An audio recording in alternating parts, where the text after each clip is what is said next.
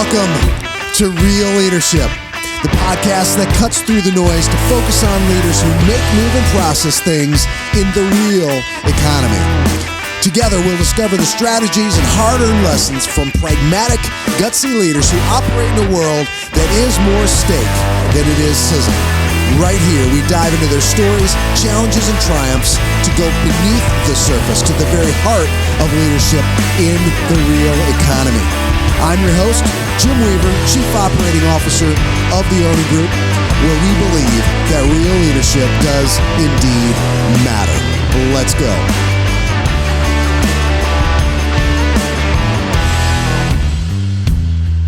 In this episode, we're excited to introduce Stephan Mathis, an entrepreneur and leader in the logistics industry. Stephan began his logistics career as National Account Manager with Coyote Logistics and then went on to co-found Molo Solutions with a former Real Leadership guest, Will Jenkins, back in 2017.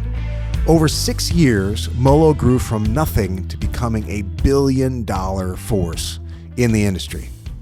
Stephan led Molo's business development before becoming executive director of enterprise sales in 2020. In just 6 years, Stephan generated $350 million in revenue. That's personal production through strategic alliances with Fortune 500 companies. Molo Solutions' rise culminated in an acquisition by ArcBest in 2021. 2023 brought a new chapter for Stephan, and he made a decision to step away from Molo Solutions to spend a little time with his fledgling family and to find his next passion project. We're excited to have him. Welcome. Thanks for having me, Jim. That's quite an intro. I am loving your flow right now with the hair. I gotta get more confidence to let mine flow, but that you're really rocking it, so I respect it. Logistics has been my jam for the last 13 years. I jumped into it kind of randomly, actually. I was in my early 20s, living in Wrigleyville in Chicago. If you're a Cubs fan, that's a fun spot. I actually remember I was at a bar and I met a guy who was working in logistics at a freight brokerage. At the time, I didn't even know that trucks had 18 wheels. Like, that's literally was my knowledge of the trucking industry. And he was like, "Hey man, you seem pretty personable. You might be good at what I do. I'm doing really well, making good money." And so I ended up taking a job at Coyote Logistics early on in my early 20s, and you blink, 12 years later, co-founded a company, exited. A lot of stories. I'm sure we'll capture some of that on this podcast, but yeah, it's been a wild ride. So that was around the time you had graduated from DeVry in 2011, yes, right? With sales and marketing degree. So where was your head at when you graduated from college? Did you have it sounds like, well, I don't know. I don't want to put words in your mouth, but where's your head at when you graduated college? You have a clear path that you wanted to take, or so it's kind of up in the air, or where? I'll was your shoot head? you straight. Actually, I did not have a clear path. Actually had, very humble beginnings. We grew up, paycheck to paycheck, family that hard hat, lunch pail. My dad was a mailman for 30 years. My mom was born overseas, married my dad. He was in the Air Force, came over here. And so just, hardworking blood in our family. And I knew I just needed to do something different in order to kind of get the result that I wanted. And so I started working at an early age. In high school, I worked while going to school, playing sports, and just like started understanding that I could carry a much larger workload than what was prototypical of a 17, 18-year-old, right? But again, with the humble beginnings, I didn't really have a way of funding college, right? So I didn't go off to 4-year school party, do the whole, the fun thing, take on a bunch of debt. Well, man, let me rephrase that. I did take on my debt to put myself through college, but I worked my way through college. So really, my story is working for everything that I've ever had. Nothing ever was given to me, and and I'm prideful about that. You got your direction when you met a guy in a bar. Right? I mean, Yeah, that's the way it happens. Sometimes there's layers to that. I mean, I was in a bar in Wrigleyville. He was working at Coyote Logistics. He was making good money. I got my first job out of college, entry level role, making $32,000 a year, which at that time was a fair rate. That was back in 2022. I was a recruiter at a company called Aerotech, which they're a massive staffing firm. They're still around, doing great. And I was part-time valeting at a country club. And so I do want to go down that path because that's the path that actually set me on the path to understanding that I could do more with my life. The valet job. And so I'll bring this all back together at some point. But so working at the valet job, I was at the front of the country club, the first impression, if you will, and you're shaking hands with wealthy individuals, people who have had successful careers, lawyers, business owners, insurance people who were doctors, and I'm standing there like, these people have a really good life, and I've had a hard life up to this point, but it kind of showed me quickly that I could potentially create this life for myself if I get myself thinking on the right track. And so, working at the country club kind of opened my eyes that there was more that I could do with my life. What were the steps you took? You had that realization. Did you talk to those people? Did you ask questions? Did you just to see, like, how did that germinate? I like that you said germinate because I have German heritage. But how did that germinate? I think I've naturally always been very sociable. I like connecting, talking, asking questions, communicating with people, and just understanding their journey, shaking their hands, going above and beyond. I felt a lot of pride in being in the valet. I guess it was kind of more of a prestigious spot in the country club to get to park the nice cars and get to, chop it up with the wealthy individuals. And so there was just something about like once you see it, you can do it. And so I saw a different world where there was some, 32-year-old country club members pulling up in a Porsche. And I'm like, I don't know how they're doing it, but maybe in 10 years, 12 years, I could be like that. And I could figure that out. Yeah. I could figure this out. I think I can do this. Some people would look at that though and think, oh, that's them. Lucky them, but this is me. So what was it about you think that you sort of dared to believe that you could cross that divide and move out of the mode you were in into more of a, I don't know, thriving mode or whatever? Yeah, I think it's from a place of everywhere I've ever gone, when I was challenged to overcome something, I did. And so I started recognizing, like, when I started at the valet, in the valet job, I was just a regular valet, happy to be there, park some cars, make some good money. Then I got promoted to valet lead. Yeah. So started leading a little bit of, the rest of the team, started making the schedule a little bit. There wasn't a clear path to becoming the valet manager, but I got promoted within 2 years because the service was great. The members loved working with us. The team enjoyed the way that I was leading. And so I think it was just everywhere I've ever gone, I've like raised my bar and like realized that, like, wait, I can do more. There's like more. You don't have to set your parameters, or like, you don't have to shoot low. You can continue to raise the bar. And so that valet job,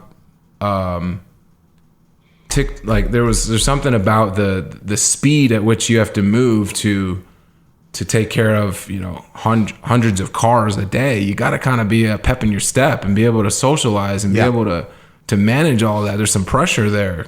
Country club, taking care of business owners and people, they have high expectations for you, right? And so like, I think I got a pep in my step and started learning just the ability to like multitask and take care of people. And so that really transitioned into logistics, which is relationships, moving quickly, fast, adapting, problem solving, and efficiency is a word that I love. And so at that valet job kind of kicked off my career in logistics. Yeah. So it looked like you did real well with Coyote. And you had, how long were you with Coyote? I was there for about 5.5 years. I actually remember the interview because I was at the country club at the time. They had interviewed me and said, "Hey, we're going to have this job. It's going to open up in 4 months. We're going to hire you." But they ended up calling me back in 2 weeks and said, "Hey, there's a training class starting soon. You can hop in this class." So I was like, "Sweet, let's go." And I remember my interview. I was like, "I'm going to be the hardest working employee you guys have ever had, and if you don't hire me, I have 2 other interviews at other logistics firms." And you said that in the interview? I said that in the interview. I called my shot. I'm not trying to be boastful or cocky or anything. No. I just like, there's something about believing in yourself that you can do what you say you're going to do. And that's a story that resonates with me throughout my life. Everywhere I've ever gone, if I said I was going to do it, I'm going to do it. And then if I fall on my face, then I met defeat. And so go ahead. Speaking of risking falling on your face, so you're doing really well with Coyote, and you decide to take a leap and be a co-founder in a startup. What possessed you to do that? It wasn't a direct line, but I have this uncanny ability to like see ahead of me, almost like a wiser self, where you're like, I can stay doing what I'm doing. I'm happy, I'm comfortable, but like, is this leading to like where I really want to go in life? Or do I need to take a sideways step or maybe take a step back in order to get to where I want to go next? And so at the time I was crushing it in refrigerated carrier sales, talking to truck drivers. I mean, me and a couple of the other guys were 1, 2, 3 on the leaderboard, booking a ton of freight, making good money in my mid-20s. And I wanted to take a leap to the other side of the industry, which is where you talk directly to customers. And I would have had to start all over inside of Coyote, which I had already climbed so high on the carrier side, and I was just like, I don't want to start over here again, right? The company had recently gotten acquired by UPS, so there's a little bit of fear in like working for a publicly traded organization. They kind of come in, they change the way that it is. At the time, that company was the place to be. It was the hottest company in Chicago. Everybody wanted to work there. The vibes were high, the people, the energy.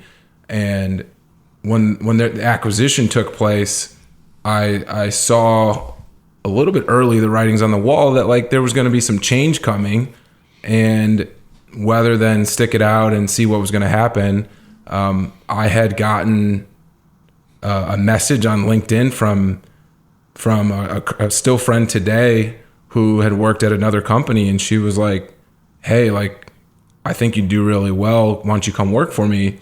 Her name's Nicole Glenn, and she runs a woman-owned trucking firm down in North Texas. Awesome. Giving her a shout out here because she's a big part of why I even landed at Molo. But she saw something in me. We met for lunch, and I quit my job, my cushy job, making $150,000 a year as a 26-year-old in Chicago, living the life.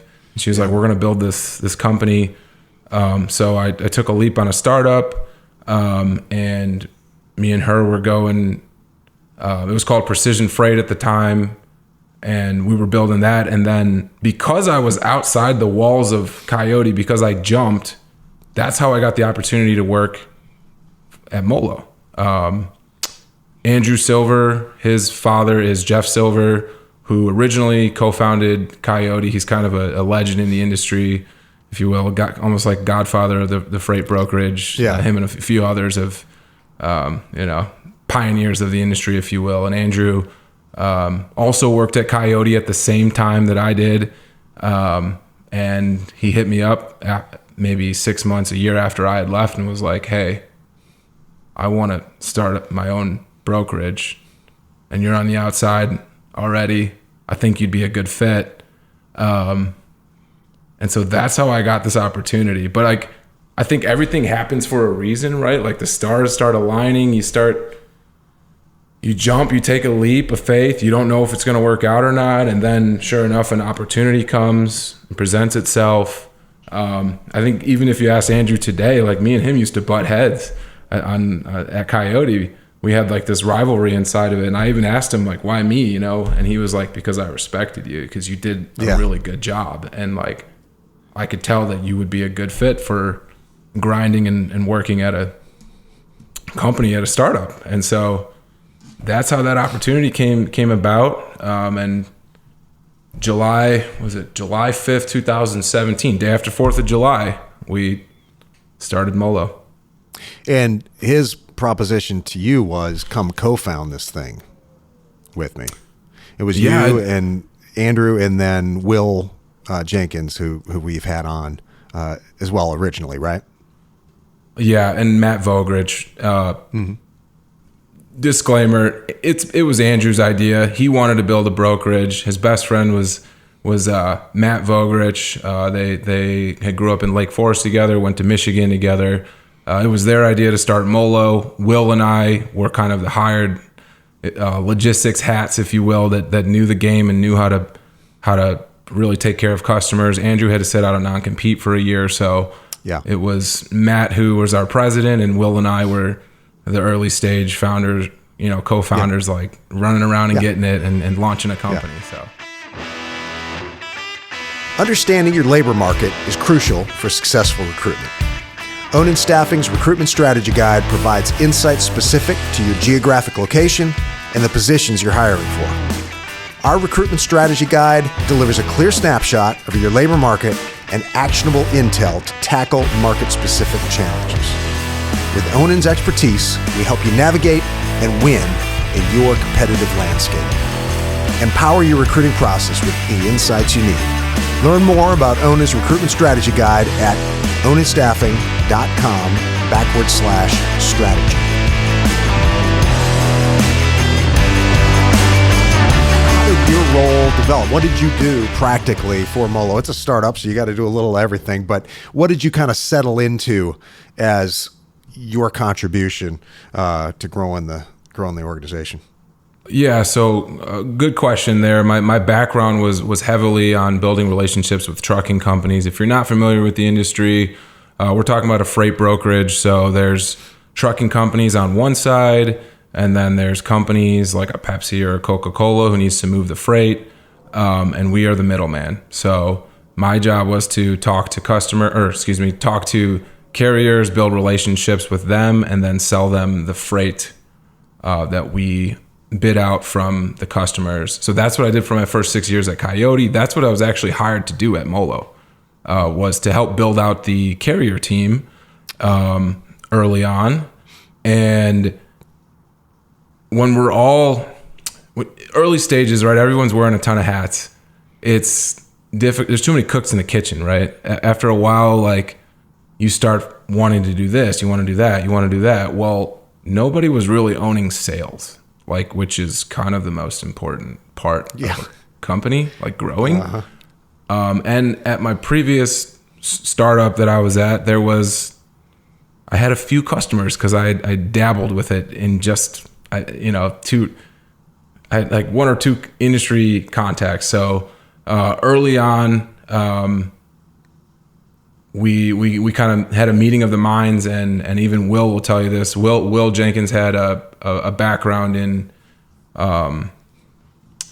customer sales, customer facing. He did that for his whole career. I'll never forget it, actually, because we were in his car outside of his apartment after a long 12, 14-hour day, and he was like, "Hey, man, I think you should go customer sales. Like, I know you don't know a lot about it. You've never done it before. It's scary, but I think you would be really good at it. You're just like the way that you're mellow. You're like, you understand it. Relationships, like people will believe what you say if you just try this thing. So I was like, all right, I'll go do sales. And I jumped. I was scared. I didn't know how to do it all. I failed several times. I botched my meetings. I botched sales calls. I didn't know. And if you ask anybody in the beginning, I was super raw, and it showed.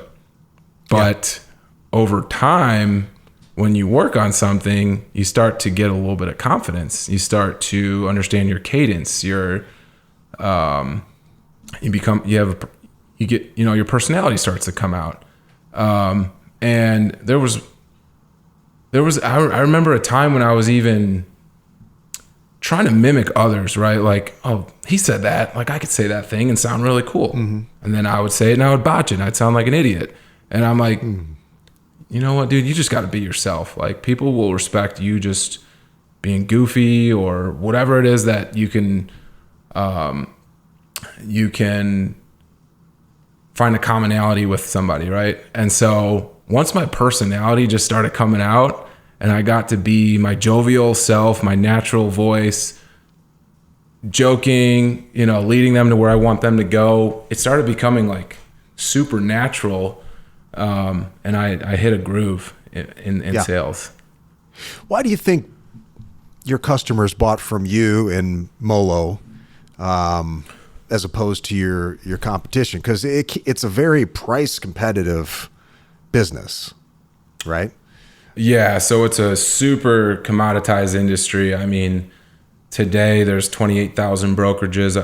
I bet you a new one opens every day, and two probably close every day. Like, that's how highly competitive it is. At the time, we set our target out on our differentiator being, we'll always service the freight no matter what. If we quote it, we'll pick it up. Our differentiator was our culture, the way we treated our employees, drivers, and the customer experience. Like, we nailed that. We committed to treating our customers a certain way regardless of what was going to happen. Whereas, like, in the logistics industry, no one is giving certainty. It's all gray area, and you're playing the gray area every day, whether it's on the customer side or inside of a brokerage.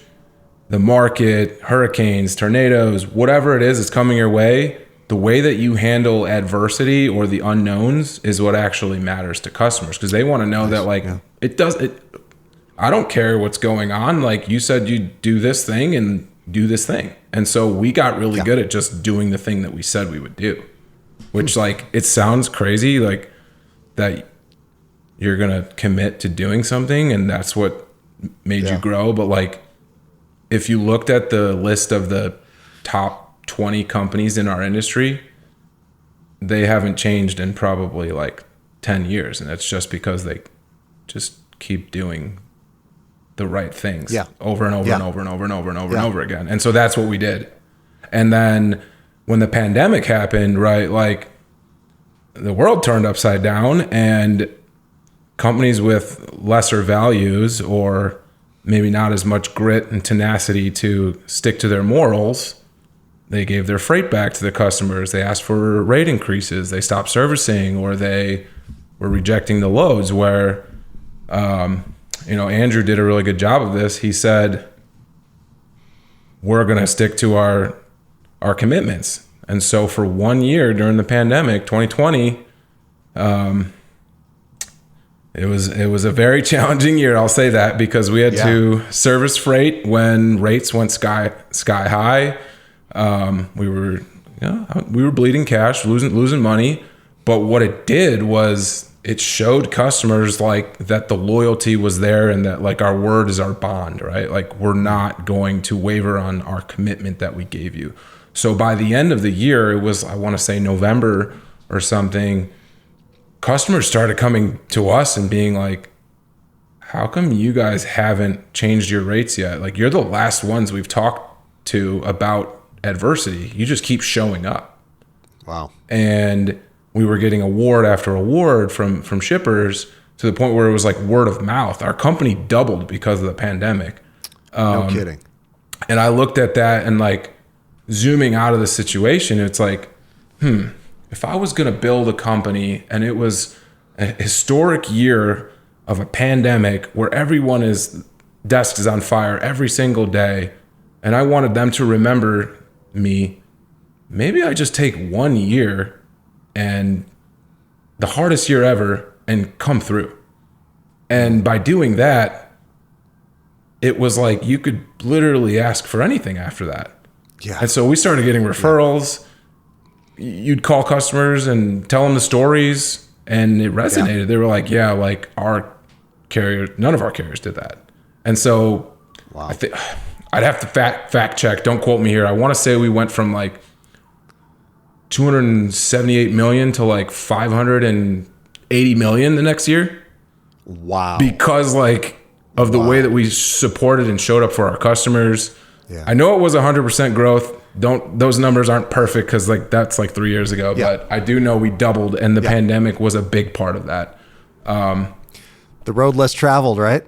I mean, it was scary. It was nervous servicing the freight under those circumstances.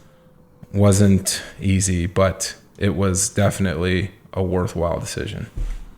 Yeah. I was thinking about you and your story, and you're an individual producer. You're also a founder, and so you kind of have to lead as an individual producer in that role, right? So how do you lead as an individual producer? And maybe I know we have a lot of salespeople that actually listen to this podcast. How do you lead as an individual contributor? Great question. And I mean, I asked myself that several times early on. Like, I was a co-founder of a company, wore a ton of hats, eventually landed in sales. And specifically, individual contributors don't manage employees directly, right? Like, you're out there hitting the pavement, trying to get contracts, trying to land customers, building the brand. But so at first it was hard because I didn't know how to find my footing inside the company. But then what I realized was like, I should just lead by example, by doing my job really well, by sticking to the morals of the company, by protecting our culture, by growing my book of business, by always working hard, by landing business, right? Like, my job is to land business and grow our company. We're a startup. Nobody knows who you are. So why not go out there and crush it? And so being bold and taking calculated risks and building your character and taking care of your customers and leading by example, by the end, when I left, the amount of people that reached out to me were like, yo, man, I know like you weren't always the most faciest of Molo. You weren't the one that, you know, got all the limelight or the credit or anything like that. But like, you led, and I looked up to you so much, the way that you built your book of business, the way that you carried yourself, and those types of conversations it made me feel really good because like I actually was trying to be like that and being like a person that like was an example of how I did my work and how I cared and how I treated people and made people feel, whether if they were working for me or indirectly, being a person that, you know, leaves a room in a better place or like makes people feel good, right? Like you have to almost become somebody that like they look up to, essentially. And like that's really what it was challenging at times to have to be like always hold yourself to a higher standard. Yeah. But I think, you know, leaders, you become a leader. You're not born a leader. I think leadership comes from constantly putting yourself in the face of fear, taking on challenges, overcoming adversity. And then you look back and like people are following you because like you continue to push yourself forward. That's when you become a leader. You don't become a leader because hey, I'm the manager and now I lead all these people. Like that's right. Like surface level. It's actually who's following you, and you didn't like get given that, given the leadership position.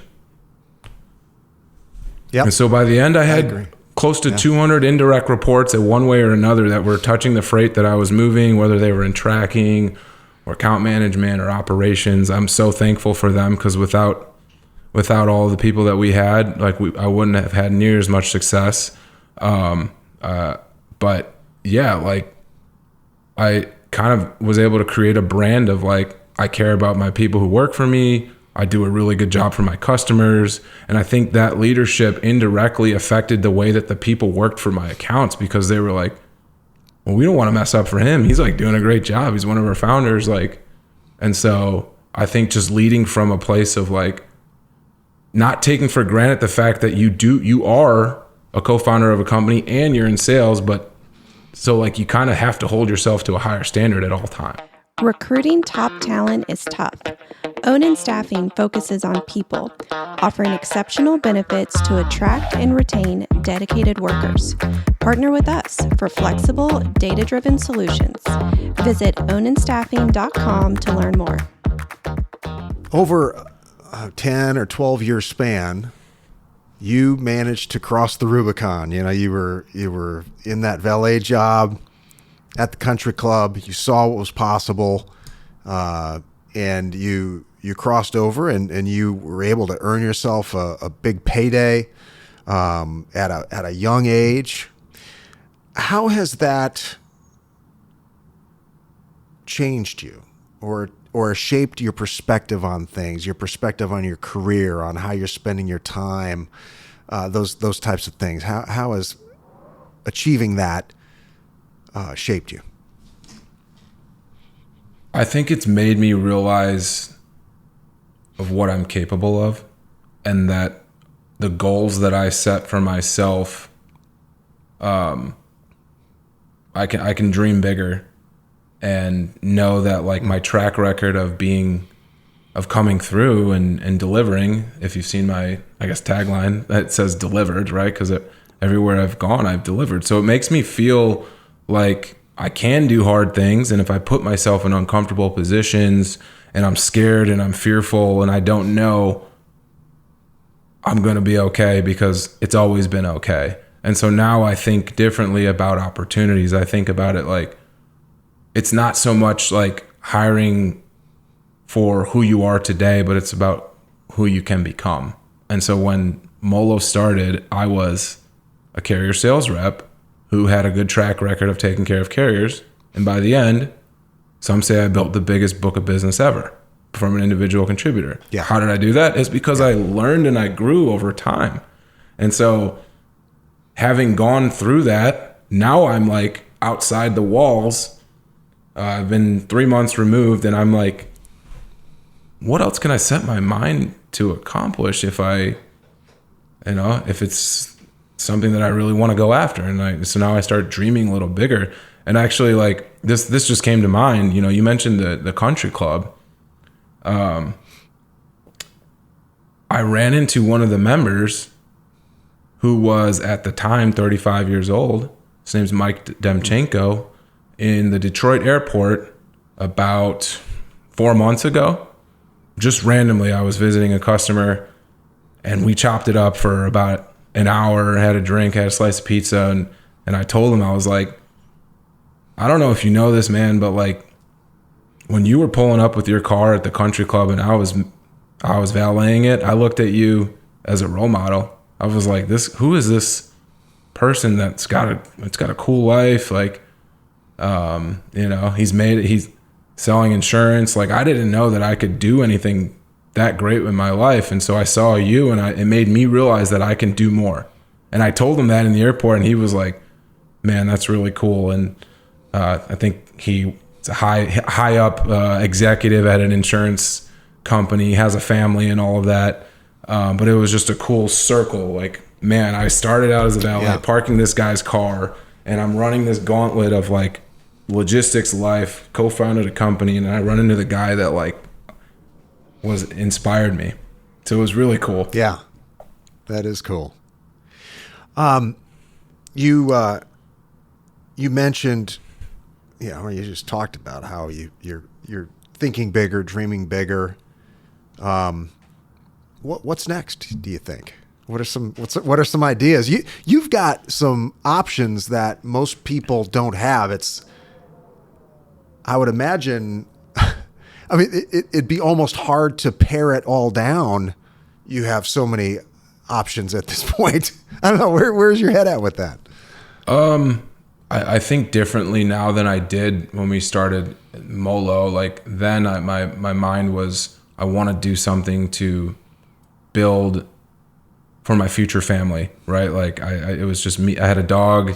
I was single. I wanted to work my tail off so that I'd have enough money to start a family and like give them a good life, right? Like we struggled early on, so I was like, I don't want my kids to struggle, so I got to work differently. And so now that I've done that, I feel like I'm in a place where I've kind of hit some stability after Molo. I have 2 kids, and my family's like everything. So like, I want to find an opportunity that I'm super excited about, like whets my beak, not so much from a financial perspective, but more from a place of fulfillment and impact. Like how many people could I help, right? Like, or tackle a larger problem, whether it's in the logistics industry or just really the world in general. Like, I think that the world needs more people that aren't afraid to go for it. You'll probably ask me this question later, but one of my role models, if you will, or people that I look up to is Arnold Schwarzenegger. Some like him. I'm reading his book right now. I'm reading it right now too. And there's a phrase in there. It's a German phrase. He says, "Wenn schon, denn schon." And I'm German. My mom's first generation German.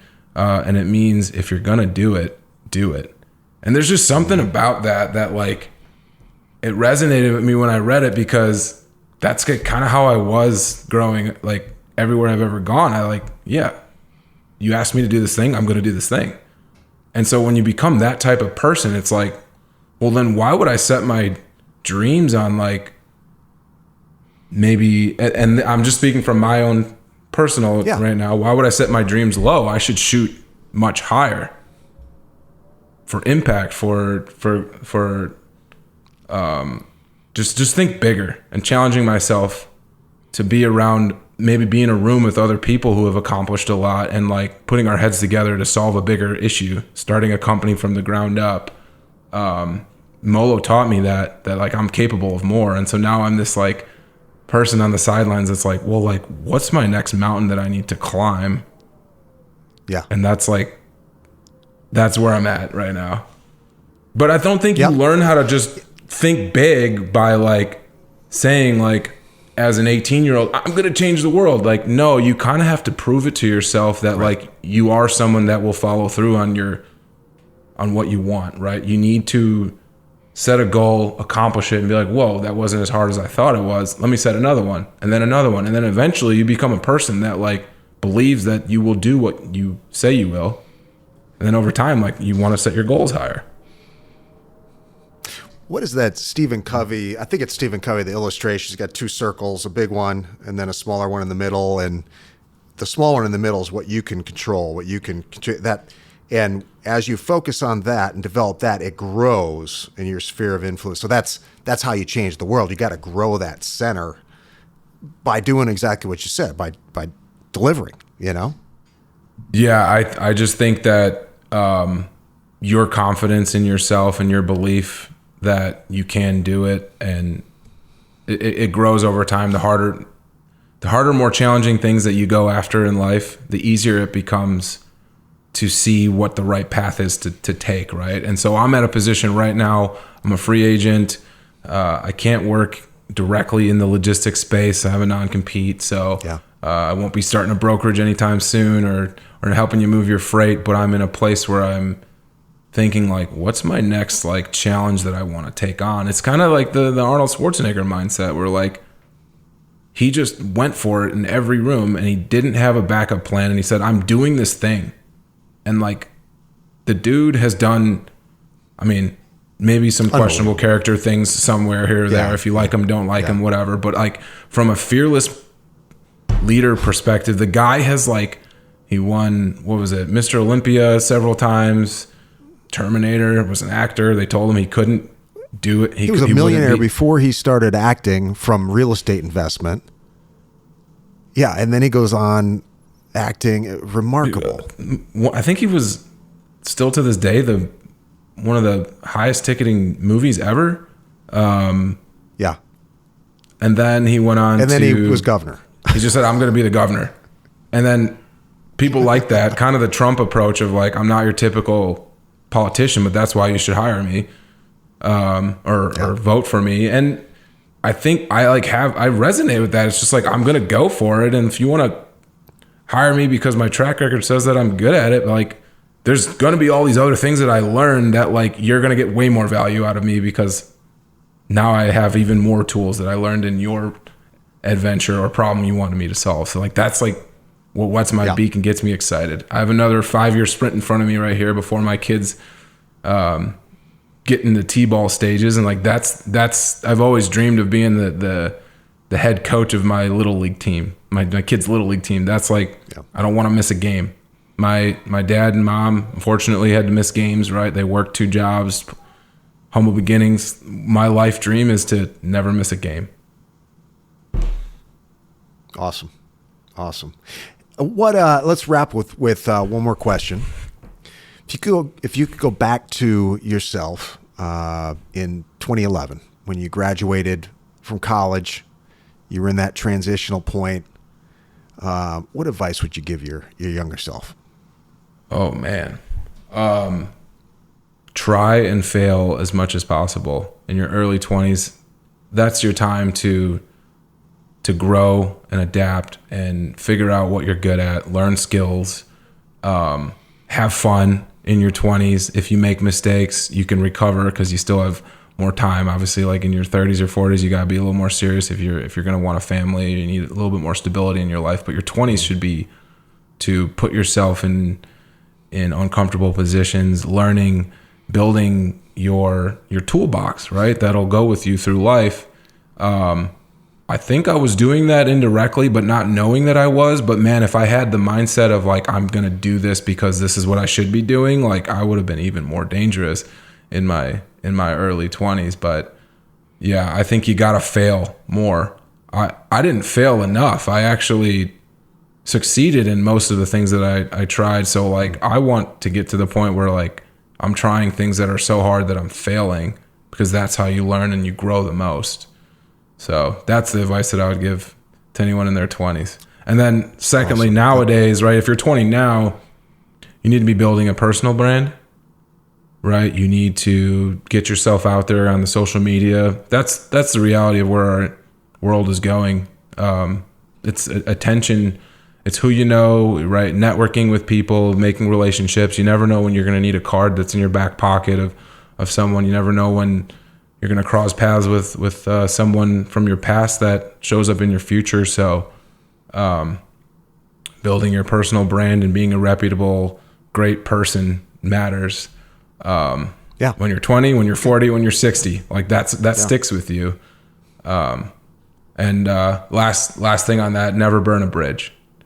And some people will say, well, what if someone crosses you like so much that like you have to? And like, there's probably times when you do, but like, I think more times than not, taking the high road and being calm, cool, and collected, and having a good, strong network will help you long term than it would for you to burn a bridge at 23 or 24, right? Yeah.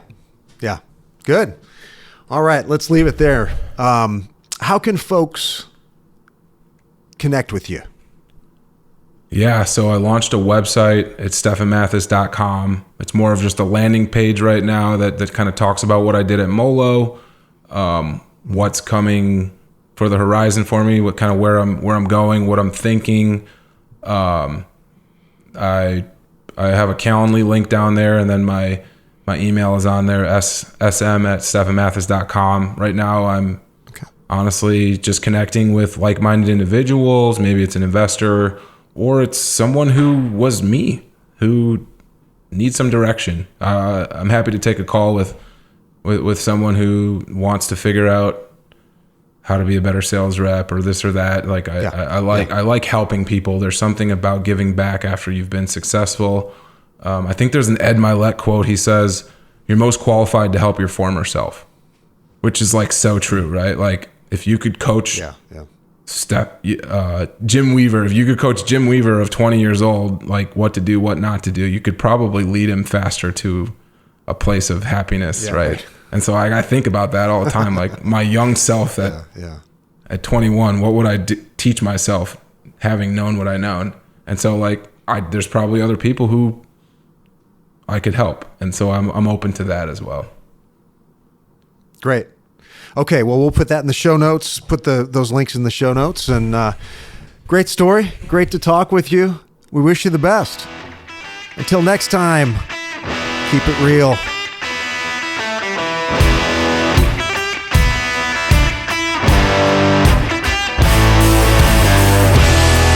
Thank you for listening. This podcast was powered by Ōnin, a family of staffing companies providing real staffing solutions to manufacturing, logistics, and food processing companies across the United States of America.